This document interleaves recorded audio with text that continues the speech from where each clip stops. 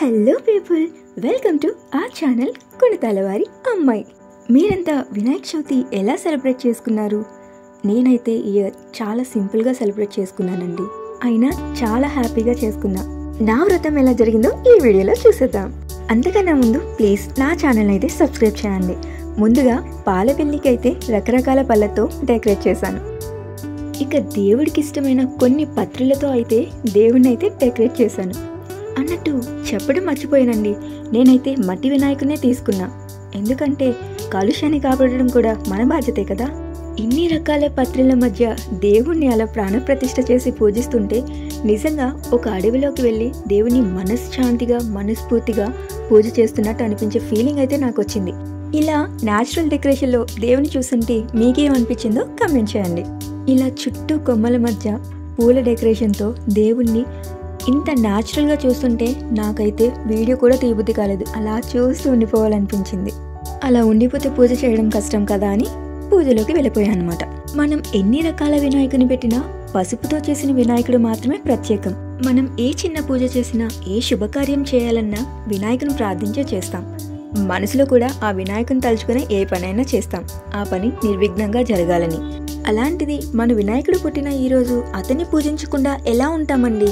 ఆయనకి ఎంతో ఇష్టమైన ఉండ్రాలను నైవేద్యంగా పెట్టి మరీ పూజిస్తాం కదా. నేను పెట్టిన ఈ పత్రుల్లో నాకైతే కొన్ని పేర్లు తెలుసు.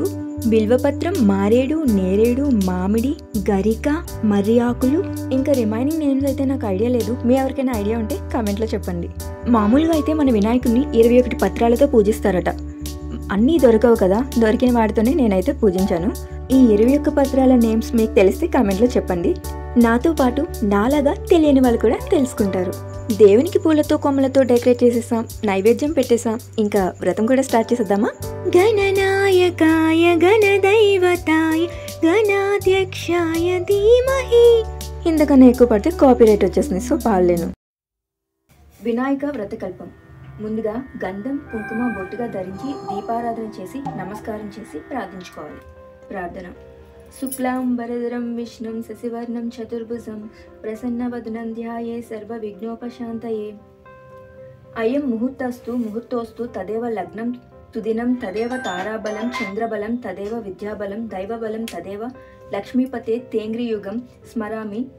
సుముహూర్తోస్తు లాభస్తేషం జయస్తేషం కుతస్తేషం పరాభవః ఏష మిందీవర శ్యామో హృదస్థో జనార్దనః ఆపదా మపహర్తారం దాతారం సర్వసంపదాం లోకాభిరామం శ్రీరామ్ భూయో భూయో నమామ్యహం. సుముఖైశ్చ దంతైశ్చ దంతశ్చ కపిలో గజకర్ణికః లంబోదరస్య వికటో విఘ్నరాజో గణాధిపః ధూమకేతుర్గణాధ్యక్ష పాలచంద్రో గజానన. వక్రతుండ శూర్పకర్ణో హేరంబో స్కంద పూర్వజః అష్టవష్టోచ నామామి యః పటోచ్చను యాదపి. విద్యారంభే వివాహే చ ప్రవేశే నిర్గమేతదా సంగ్రామే సర్వకార్యేషు విఘ్నస్తస్య న జాయతే. అభీప్సితార్థ సిద్ధ్యర్థం పూజితో యన్షురైరపి సర్వ విఘ్నశిదే తస్మై శ్రీ మహాగణపతియే నమః.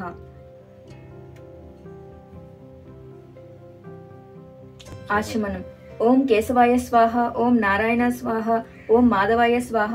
సంకల్పం: మమ ఉపాత దురితక్షయ ద్వారా శ్రీ పరమేశ్వర ప్రీత్యర్థం శుభే శోభనే ముహూర్తే శ్రీ మహావిష్ణురాజ్ఞయా ప్రవర్తమానస్య అద్య బ్రాహ్మణః ద్వితీయ పరాదే శ్వేతవరాహ కల్పే వైవస్వత మన్వంతరే కలియుగే ప్రథమపాదే జంబూద్వీపే భరతవర్షే భరతఖండే మేరో దక్షిణ దిగ్భాగే శ్రీశైలస్య ఈశాన్య ప్రదేశే అస్మిన్ వర్తమాన వ్యావహారిక చంద్రమానేన నామ సంవత్సరే దక్షిణాయానే వర్ష ఋతౌ భాద్రపద మాసే శుక్లపక్షే చతుర్ధ్యాంతి తిథౌ వాసరయుక్తాయాం శుభ నక్షత్రే శుభయోగే శుభకర్ణే ఏవంగుణ విశేషణ విశిష్టాయాం శుభతిథౌ శ్రీమాన్ గోత్ర సహ కుటుంబస్య క్షేమ స్థైర్య విజయ అభయ ఆయురారోగ్య ఐశ్వర్యాభివృద్ధ్యర్థం శ్రీ వరసిద్ధి వినాయక ముద్దిశ్య శ్రీ వరసిద్ధి వినాయక దేవతా ప్రీత్యర్థం కల్పోక్త ప్రకారేణ యావశక్తి దానా వాహనాది షోడశోపచార పూజాం కరిష్యే. శ్లోకం: గంగే చ యమునే చైవ గోదావరి సరస్వతి నర్మదే సింధు కావేరి జలేస్మిన్ సన్నిధిం కురు. శ్లోకం: గణానాన్త్వా గణపతిగం హవామహే కవిం కవీనా ఉపమస్రవస్తమం జ్యేష్ఠరాజం బ్రహ్మణస్పతః అనశృణ్య నూన్ సీత సాధనం శ్రీ వరసిద్ధి వినాయక దేవతాయై నమః. ప్రాణ ప్రతిష్టాపనం కరిష్యే. శ్లోకం: దశాంగం గుగ్గులోపేతం సుగంధిం సుమనోహరం ఉమాసుత నమస్తుభ్యం. గృహాన వరదోభవ ధూపమాగ్రపయామి సాధ్యం త్రివక్తి సంయుక్తం వహ్నినా జ్యోతితం మయా గృహాన మంగళం దీపం ఈశ్వరపుత్ర నమోసుతే దీపం దర్శయామి సుగంధాన్ సుకృతం శైవ మోదకాన్ ఘృత పాచితాన్ నైవేద్యం గృహ్యా తాందేవచన ముద్రై ప్రకల్నితాన్ భక్ష్యం భోజ్యం చ లేహ్యం చ చోప్యం పానీయమేవ చ ఇదం గృహాన నైవేద్యం మయా దత్తం వినాయక మహా నైవేద్యం సమర్పయామి పూగీఫల సమాయుక్తం నాగవల్లి దైర్యుతం కర్పూరచూర్ణ సంయుక్తం తాంబూలం ప్రతిగృహ్యతాం తాంబూలం సమర్పయామి సదానంద విఘ్నేశ పుష్కలాని ధనాని చ భూమ్యాం స్థితాని భగవన్ శ్రీ కురుష్య వినాయక సువర్ణ మంత్రపుష్పం సమర్పయామి ఘృతవతి సహస్రైశ్చ కర్పూర సకలైస్తదా నీరాజనం మయా దత్తం గృహాన వరదోభవ నీరాజనం సమర్పయామి శ్లోకం యాని కాని చ పాపాని జన్మాంతర కృతాని చ తాని తాని అనశ్యంతి ప్రదక్షిణ పదే పదే పాపోనం పాపకర్మాహం పాపాత్మ పాప సంభవ త్రాహి మాం కృపయాదేవ శరణాగత వత్సల అన్యదా శరణం నాస్తి త్వమేవ శరణం మమ తస్మాత్ కారుణ్య భావేన రక్ష రక్ష గణాధిప ఆత్మ ప్రదక్షిణ నమస్కారం సమర్పయామి శ్రీ వినాయక అష్టోత్తర శతనామావళి ఓం గజాననాయ నమః ఓం గణాధ్యక్షాయ నమః ఓం విఘ్నరాజాయ నమః ఓం వినాయకాయ నమః ఓం వైమాతురాయ నమః ఓం విముఖాయ నమః ఓం ప్రముఖాయ నమః ఓం సుముఖాయ నమః ఓం కృతినే నమః ఓం సుప్రదిప్తాయ నమః ఓం సుఖనిధయే నమః ఓం సురాధ్యక్షాయ నమః ఓం సురారిఘ్నాయ నమః ఓం మమ గణపతయే నమః ఓం మాన్యాయ నమః ఓం మహాకాలాయ నమః ఓం మహాబలాయ నమః ఓం హేరంబాయ నమః ఓం లంబజఠరాయ నమః ఓం హ్రశ్వగ్రీవాయ నమః ఓం ప్రథమాయ నమః ఓం ప్రాజ్ఞాయ నమః ఓం ప్రమోదాయ నమః ఓం మోదక ప్రియాయ నమః ఓం విఘ్నకర్తే నమః ఓం విఘ్నహంత్రే నమః ఓం విశ్వనేత్రే నమః ఓం విరాట్ పతయే నమః ఓం శ్రీపతయే నమః ఓం వాక్పతయే నమః ఓం శృంగారినే నమః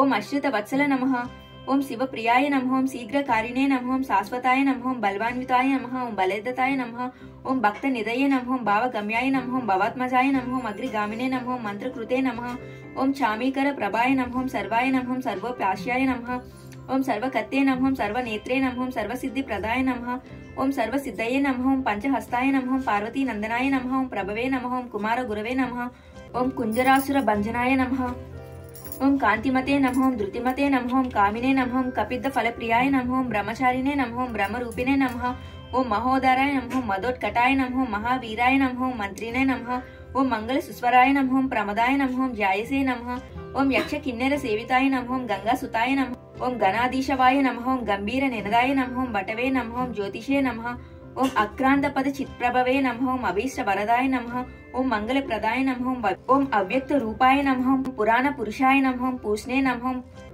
పుష్కరోత్నిప్త వారణాయ నమః ఓం అగ్రగణ్యాయ నమః ఓం అగ్ర పూజ్యాయ నమః ఓం అపాకృత పరాక్రమ అయా నమః ఓం సత్యధర్మినే నమః ఓం సఖ్యై నమః ఓం సారాయ నమః ఓం సరసాంబు నిధయే నమః ఓం మహేశాయ నమః ఓం విషదాంగాచ నమః ఓం మణికింకణి మేకలాయ నమః ఓం సమస్త దేవతా మూతయే నమః ఓం సహిష్ణవే నమః ఓం బ్రహ్మ విద్యాది నమః ఓం దానభువే నమః ఓం జిష్ణువే నమః ఓం విష్ణుప్రియాయ నమః ఓం భక్త జీవితాయ నమః ఓం చిత మన్మదాయ నమః ఓం ఐశ్వర్య కారణాయ నమః ఓం సతతోదితాయ నమః ఓం విశ్వగృషే నమః ఓం విశ్వరక్ష విధానకృతే నమః ఓం కళ్యాణ గురవే నమః ఓం ఉన్మత్త వేషాయ నమః ఓం పరసైనే నమః ఓం సమస్త జగదాధారాయ నమః ఓం సర్వేశ్వరాయ ప్రదాయ నమః ఓం శ్రీ విఘ్నేశ్వరాయ నమః శ్రీ వినాయక వ్రత కథ.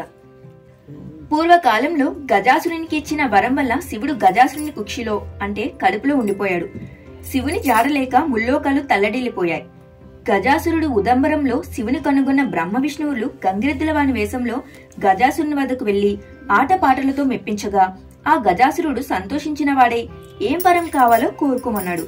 అందుకు ఆ గంగిరెద్దుల వేషంలో ఉన్న బ్రహ్మ విష్ణువులు, గజాసుర, పరమశివుడు లేని ముల్లోకాలు అల్లాడిపోతున్నవి. నీవు నీ కుక్షియందు నిక్షిప్తం చేసుకున్న శివుణ్ణి తమకిమ్మని కోరుకున్నారు. మాట మార్చకుండా గజాసురుడు సరే అన్నాడు. నంది తన కొమ్ములతో గజాసురుని పొట్ట చీల్చి శివుణ్ణి పరిగ్రహించాడు. అంతటా ఆ గజాసురుడు, శివ, నీవు నా శిరసుకు కన్యతను చేకూర్చినావు. నీవు నా చర్మం ధరించాలని వరం కోరుకున్నాడు. సరే అన్నాడు ఆ సర్వేశ్వరుడు. బ్రహ్మ, విష్ణు, శివ, ఇంద్రాదులు దేవలోకానికి బయలుదేరారు. వినాయకుని జననం. పరమేశ్వరుడు వస్తున్నాడన్న వార్త కైలాసంలో పార్వతికి తెలిసి అభ్యంగన స్నానం చేసి పతికి స్వాగతం చెప్పాలని అభ్యంగన స్నానానికి తయారైంది.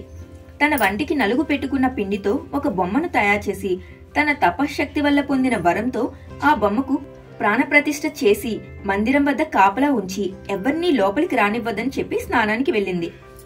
గజాసురుని నుండి విముక్తిని పొంది కైలాసానికి వచ్చిన శివుడు లోపలికి వెళ్లబోగా గుమ్మం వద్ద బాలుడు అడ్డగించాడు. తాను ఈ కైలాసానికి అధిపతినని, పార్వతీ భర్తనని చెప్పాడు శివుడు. నువ్వెవ్వరివైనా వెళ్లడానికి వీల్లేదన్నాడు ఆ బాలుడు. వాద ప్రతివాదాలు పెరిగాయి. పట్టుదల పెరిగి శివుడికి కోపం వచ్చింది. ప్రమదగణాలు కూడా ఆ బాలుని ముందు ఓడిపోయాయి. ఇక తాళలేక శివుడు త్రిశూలంతో బాలుడు శిరస్సును ఖండించాడు.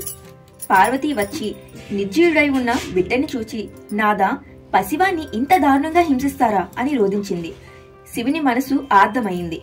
తన తొందరపాటుకు చింతించాడు. నీ బిడ్డన్ని బ్రతికిస్తానని పార్వతికి మాట ఇచ్చాడు. వెంటనే తన పరివారాన్ని పంపించి ఉత్తరముఖంగా పరున్నవాని శిరస్సును తెమ్మన్నాడు. ఆ పరివారం ముల్లోకాలు గాలించారు. ఎక్కడా ఏ ప్రాణి కూడా దొరకలేదు. వెదకగా వెదకగా గజాసురుడు ఉత్తర దిక్కుగా ఆ పడుకొని మరణస్థితిలో ఉన్నాడు. ఆ గజాసురుని శిరస్సును తెచ్చి బాలిన ముండానికి అతికించి సజీవుని చేశారు. పార్వతి ఆనందించింది. వినాయకుని గజముఖం కలవాడని, గజాననుడని, వినాయకుడని, లంబోదరుడని పరిపరి నామాలతో పార్వతి తనయుణ్ణి అల్లారుముద్దుగా పెంచుతుంది. వినాయకునికి ఆధిపత్యం. కొంతకాలంనకు పార్వతీ పరమేశ్వరులకు కుమారస్వామి జన్మించాడు. అతడు మహాబలశాలి. ఒకనాడు మునులు, దేవతలు పరమేశ్వరుని, దేవా, విఘ్నములకు అధిపతి కావాలని కోరారు. అందుకు వినాయకుడు, కుమారస్వామి ఇద్దరూ విఘ్నాధిపత్యమునకు పోటీ పడ్డారు. అంతటి శివుడు, నాయనలారా, ఈ ముల్లోకాల్లో గల పుణ్యనదులలో స్నానమాడి ముందుగా నా యొద్దకు ఎవరు వచ్చెదరో వారికే విఘ్నాధిపత్యం ఇచ్చేదని పలుకగా కుమారస్వామి తన వాహనమైన నెమలిపై ఎక్కి బయలుదేరను.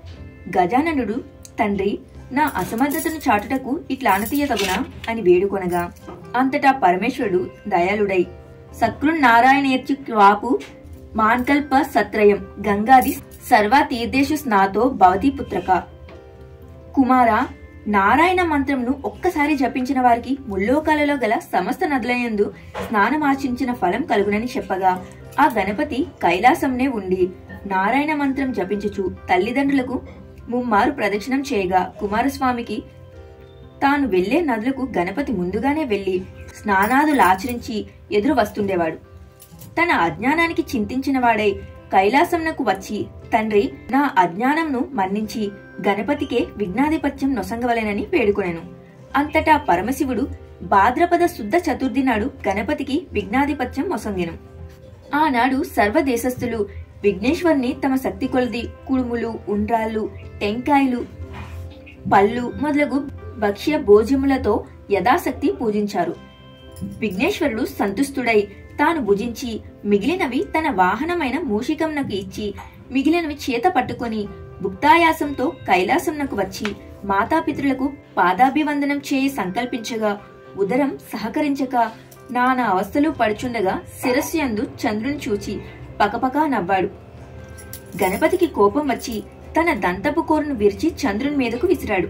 ఆ దెబ్బకు ఏర్పడిన మచ్చ చంద్రునిలో ఈనాటికి ఉన్నది. ఆవేశంతో ఊగులాడిన వినాయకుడి పొట్ట చిట్లింది. పాముతో బొజ్జను కట్టారు. కుమారుడి పరిస్థితికి పార్వతి ఉగ్రురాలై చంద్రుని చూచి, ఓరి చంద్ర, నీ కంటికి నా కుమారుడు అంత చులకనగా కనపడ్డా? అందగాడవనుకుంటున్న నిన్ను చూచిన వారికి నీలాప నిందలు కలుగుతాయని శపించింది. ఆ జగన్మాత శాపానికి చంద్రుడి గడగడలాడిపోయాడు. జగదీశ్వరి పాదాల మీద పడి శాప ఉపశమనం చెప్పమన్నాడు. శాపం ఉపహరించబడదు అన్నది కాచాయిని. దేవతలంతా కలవరపడి, తల్లి, చంద్రుని క్షమించు. చంద్రుని చూడకుండా ఉండడం ఎవరికీ సాధ్యం కాదు. ఎవరికి ముఖం చూపలేక, ఎవరూ తన ముఖం చూడక చంద్రుడు ఎక్కడైనా దాక్కుంటే దివిరాత్రులు ఎలా జరుగుతాయి? జనులు ఎలా జీవిస్తారు తల్లి? చంద్రుడి కోసం కాకపోయినా లోకాలను సంరక్షించేటందుకైనా నీ శాపాన్ని ఉపసంహరించు అని దేవతలు ప్రార్థించారు. దేవతలారా, మీ అభ్యర్థనను అర్థం చేసుకున్నాను. శాపం తప్పదు. శాప ప్రభావం పడకుండా తరుణోపాయం చెబుతాను, గుర్తు కలిగి మసులుకోండి. భాద్రపద శుద్ధ చవితి నాడు వినాయకుని పూజించి పూజాక్షితలు శిరచున జల్లుకున్న వారికి ఎట్టి నీలాపనిందలు రావని వరమిచ్చింది. ఈ విషయాన్ని విస్మరించినా, ఆలస్యం చేసినా ఎట్టివారికైనా నీలాపనిందలు తప్పవు. ఈ విషయాన్ని గమనించకపోవటం వల్లనే శ్రీకృష్ణుడు, ఋషివర్యులు అపనిందల పాలయ్యారు. ఒకానొకప్పుడు సప్త మహర్షులు యజ్ఞాన్ని తలపెట్టారు. యజ్ఞగుండం చుట్టూ సప్తఋషులు తమ తమ భార్యలతో ప్రదక్షిణం చేస్తున్నారు. అలా ప్రదక్షిణం చేస్తున్న ఋషిపత్నులను చూచి అగ్నిదేవుడు వారి పట్ల మోహితుడయ్యాడు. ఇది అగ్నిదేవుని భార్య స్వాహాదేవి గమనించి భర్త వ్యామోహాన్ని తీర్చడానికి అరుంధతి తప్ప తక్కిన ఋషిపత్నుల రూపం తానే ధరించి పతికి ప్రమోదాన్ని తీర్చింది.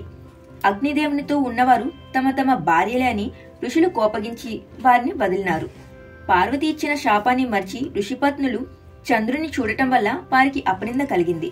దేవతలు ఋషిపత్నులు దుస్థితిని పరమేశ్వరునకు చెప్పగా శివుడు జరిగిన దానిని ఋషులకు వివరించి వారిని స్వస్థచిత్తులను చేసి ఋషిపత్నులను సంరక్షించాడు.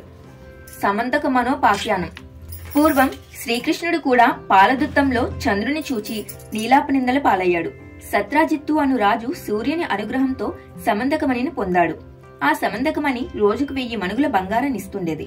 ఆ మణిని తనకిమ్మని ఆ రాజును శ్రీకృష్ణుడు కోరగా సత్రాజిత్తు అందుకు అంగీకరించలేదు.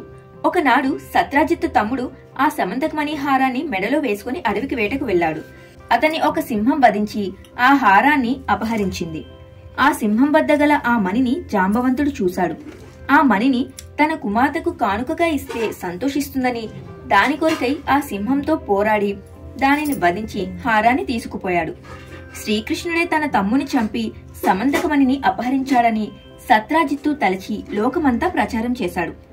ఈ వార్త కృష్ణుడి చెవిన పడింది.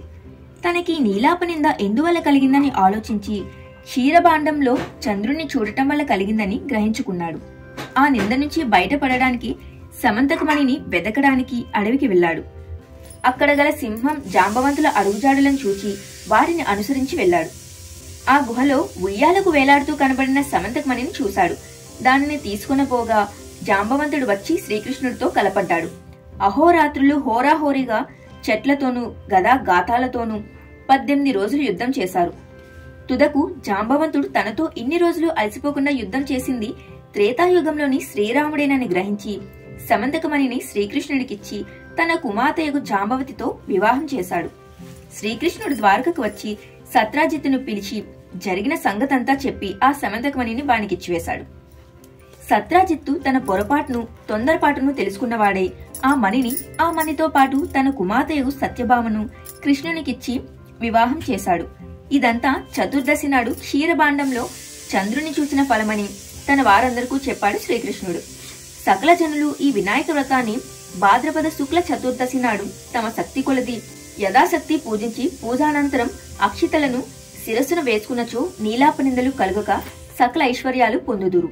పూర్వం ఈ వ్రతమును సీతాదేవిని వెతుకుతున్నప్పుడు శ్రీరాముడును, వృత్తాసురుని వధించినప్పుడు ఇంద్రుడును, గంగను భూమికి తెచ్చినప్పుడు భగీరథుడును, అమృతోత్పాదనం చేయనున్నప్పుడు దేవాసురులను, కుష్ఠవ్యాధి నివారణకు విప్రుడును తన రాజ్యాన్ని తిరుగు పొందుటకై ధర్మరాజును చేసి సకల విజయంలో సాధించి